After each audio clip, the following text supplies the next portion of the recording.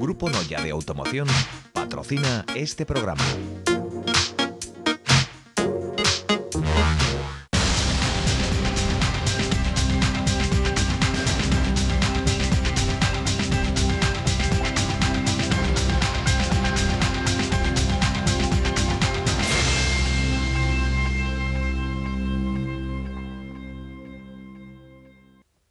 Que tal, como están? Benvidos un día máis ao Preguntoiro. Ximos a falar co gañador desta edición 2012 do Premio de Xornalismo, Manuel Reimóndez Portela. Acompáñanos Heitor Picallo. Heitor, boas noites. Benvido. Boas noites. Hola. Heitor, que ademais é colaborador desta casa, colaboraba no xa desaparecido Galicia Hoxe. Este premio de xornalismo levouno por 4 artigos que saíron publicados no diario de Arousa. Contanos esa experiencia de presentarse a ese premio, de ese galardón que se levou finalmente. Pois, a ver, eu primeiramente colaborei aquí bastante tempo, sobre todo no Galicia Hoxe, creo que sobre uns 3 anos aproximadamente todos os domingos.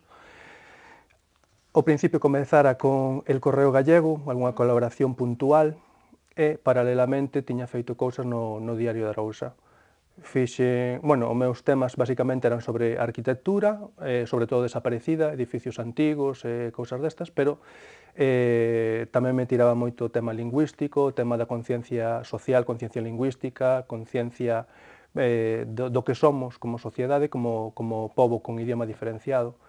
Tiña publicado tamén algunha cousiña no Galicia Hoxe en relación con estes temas, pero no diario de Arousa quizás me centrei máis nestes.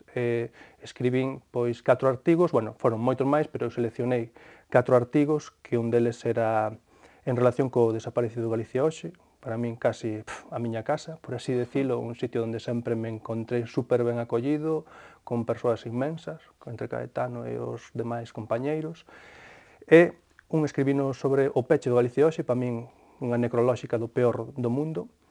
Escribín despois sobre o tema de se somos galegos é por algo, non? O sea, como tes conciencia lingüística, polo tanto actúas consecuentemente con iso.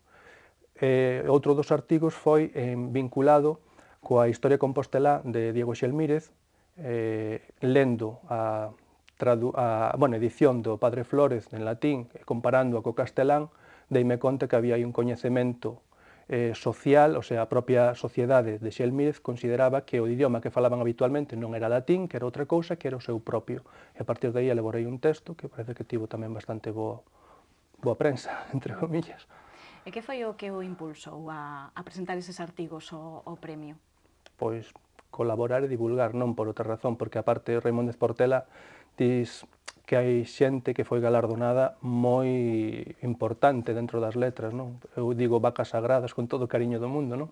Porque se empezas con Araguas, estás Fernández Rey, tes a Lema Suárez, que hai 2 anos que saleu gañador, Neira Vilas, Olimpio Arca Caldas, dis que eu comento moitas veces que este premio a min resulta un pouco grande, un traxe demasiado amplio para mí, pero sonou a frauta ou gustou o que queirades, pero para min impulsoume eso, as ganas de dicir, mira, escríbese cousas que ao mellor por ser un medio máis humilde ou máis reducido igual non ten tanta trascendencia, pero falo con todo o cariño do mundo e con todo amor, por así decirlo.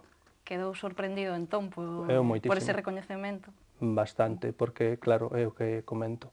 Primeiro son as persoas que gañaron tamén, Francisco Castro e outros, son xente moi destacada dentro das letras galegas, son persoas que teñen un nome, que teñen, non sei, unha imaxe incluso, pero no caso meu, creo que son tamén o máis novo dos que recibimos este premio, e sobre todo eso, é un premio sobre normalización lingüística, aparte leva un nome dunha persoa que para min dentro da estrada é entrañable, que non coñecín por desgracia, pero sí coñecín parte das cousas que escribía, non? A estrada rural, por exemplo, investigacións que facía sobre glitografía, non? Signos lapidarios e signos de canteiros. E despois algunhas xornadas que se fixeron sobre el en relación co médico rural, que ele era médico de pobres, pero era galego falante, escribía, investigaba en galego, polo tanto a min, pois mira, tiña esa cousa extraña entre ciencias e letras que o que a min me tira. E por que lle parece que se creara ese premio en torno á figura de Reimóndez Portela, ademais que é un premio cunhas características únicas dos que hai aquí en Galicia, como dicíamos, potencia o uso do galego? A ver, a mí parece importantísimo que a lingua non quede relegada sempre ao ámbito exclusivamente cultural. A normalización ten que ser algo máis que cultura. Cultura ou a historia de facer unha inauguración, por exemplo, de calquera evento, calquera edificio ou así. O sea, de quedar ben diante das cámaras. Para min, defender o galego é defendelo en todos os ámbitos, no aspecto que ti estás dentro do teu campo, dentro do teu eido de traballo, estás utilizando o galego como lingua vehicular ou incluso dentro da propia investigación. A parte, Reimóndez Portela, en sí, este señor, que era médico, que tiña un trato moi directo coa sociedade, chamaban o médico dos pobres, que investigase en galego, que investigase, fixese as súas publicacións en galego, sendo unha persoa de ciencias, para min é moi valioso. Os de letras en sí xa teñen que estar sensibilizados, non utilizar distintas ferramentas, pero os que somos máis de ciencias, eu creo que o galego é importantísimo se nos queremos un pobo cunha lingua propia. Reimóndez Portela, médico, como nos apuntaba, vostede enxeñeiro naval. De onde sae esa vea literaria? Non o sei. A ver, a mí sempre me gustou ler. De pequeno sempre botarlle vistazos aos libros, inda que fosen as fotografías.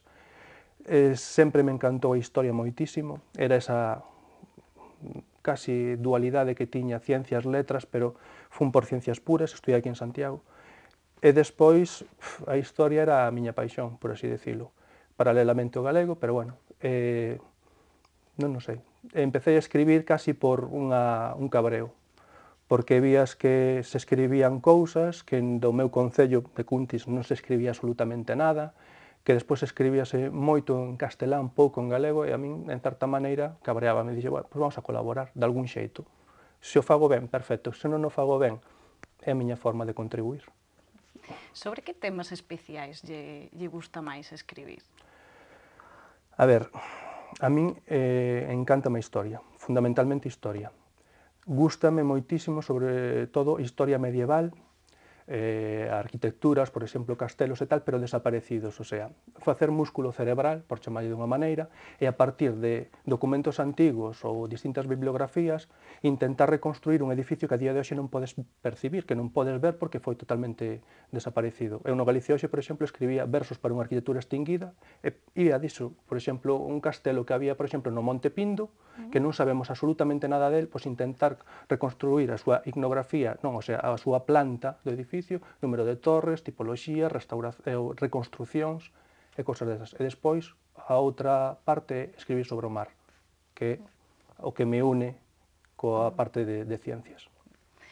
Ademais de artigos e colaboracións en prensa, ten outras publicacións, non sei que lle gusta máis. Os xornais, libros, que obras? A ver, eu son, dentro do que é a literatura, fanático do ensaio. A mí encántame o ensaio. Sobre todo, encántame que ler algo e levar unha lección aprendida ou sacar conclusións. Que pasa que tamén moitas veces comeste un pouco a cabeza demais. Pero quizáis a prensa dache certa liberdade que non tes a hora de escribir un ensaio. A prensa tes ese espazo que a veces pode ser malo porque dis, ui, quedeime escaso, pero outras veces limítate axuda a que condenses todas as ideas e que as vertas así dunha maneira ordenada, lóxica, coherente. O ensaio tes un campo moito máis amplio, tes 200 páxinas, non tes problema, e vas tirando, pero o xornal é complicado, pero é gratificante porque faiche facer un exercicio mental de condensación de datos e de sintaxe, o sea, de resumos e tal, necesario e, non sei, moi útil, non sei, tírame, pero... A caricatura me parece que tamén se lle dá bastante ben, ademais aquí no Correo podemos gozar de algunhas das súas creacións. A ver, a min pásame que son un pouco un bicho raro, entre comillas. Sempre me gustou facer cousas diferentes e aprender cousas diferentes polo simple feito de aprender, non porque tivera ningunha exixencia. A mí ninguén me obrigaba na miña casa incluso, mira, lé este libro, ou mira, fai debuxo. Facío porque me apetecía. Como non tiña que render contas a ninguén, por eso o fixen. A caricatura gústame, máis que nada polo feito de tamén deso, de resumir todo o que son as ideas ou todas o que son os rasgos dunha persoa en 4, 5 ou 6 trazos e a partir de aí deformala o máximo posible, utilizando distintas texturas, distintos materiais. Por exemplo, no correo, bueno, xa antes no Galicia Hoxe, teño colaborado aí con algunha caricatura feita en acuarela con tinta chinesa e con estilo collage, non? Algunhas veces os fondos eran os propios recortes de xornal do Galicia Hoxe que iba poñendo como fondos, ou senón utilizando teas de tapizar, madeira, cousas así. Iso aprendese só ou hai que ter algunha cualidade especial? Non sei, gustarche facer as cousas, como se a ti che gusta o xornalismo e disfrutas con el, estás te fixando en detalles, de mira aquela persoa como entrevista, mira este como o que ben escribiu este artigo, que brillante aquí. Non sei, eu penso que máis que nada é un exercicio propio de aprendizaxe. Un fano nunha faceta e outro facémolas noutra. En canto ao público, a quen lle gusta dirixirse? A min gustame, a ver, encantan os nenos, pero sobremaneira. O problema é que os nenos ou os divirtes ou senón xa estás vendo como abren a boca e tal e xa te derrumban. O adulto é máis fácil, é un pouquiño máis fácil, máis sinxelo, pero o neno, se tes a sorte de conectar con eles, é tremendamente gratificante, é do millor do mundo, porque aparte emocionante. Eu teño tido experiencias en colexios, distintos colexios, non, de libriños infantís que teño realizado, por exemplo, presentar no Colexio do Foxo na Estrada, ou en Deiro, en Vilanova de Arousa, ou en Lalín, de ver rapaces que se emocionan e que lle faz unha caricatura, lle faz 4 trazos ali, e incluso faz que les participen, encantalles. Pero tes que sintonizar. Como non sintonices con eles... É o público máis difícil, o mellor. Sí, para min sí.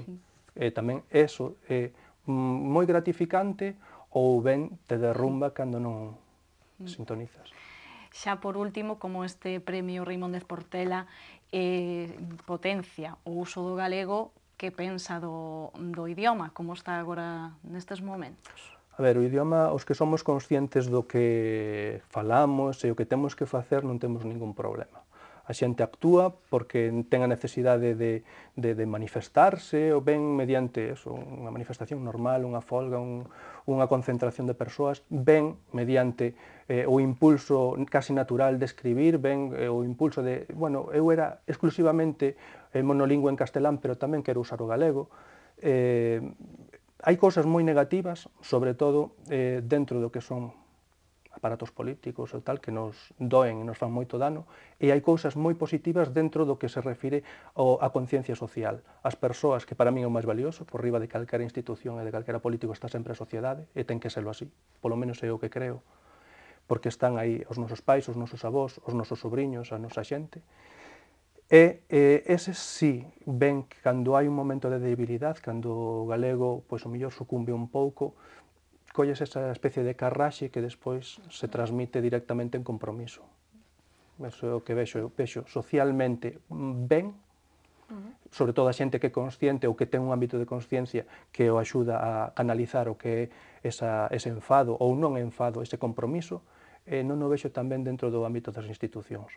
Pero, por sorte, primeiro manda a sociedade. Heitor, pois, outra vez, noraboa por ese premio de xornalismo Reimóndez Portela, e que siga disfrutando desas cousas sobre as que lle gusta escribir. Moitas grazas por estar aquí. Gracias a vos por convidarme e a ti personalmente. Pois moitas grazas, e nos mañá voltamos con máis entrevistados. Gracillas por atendernos. Boa noite.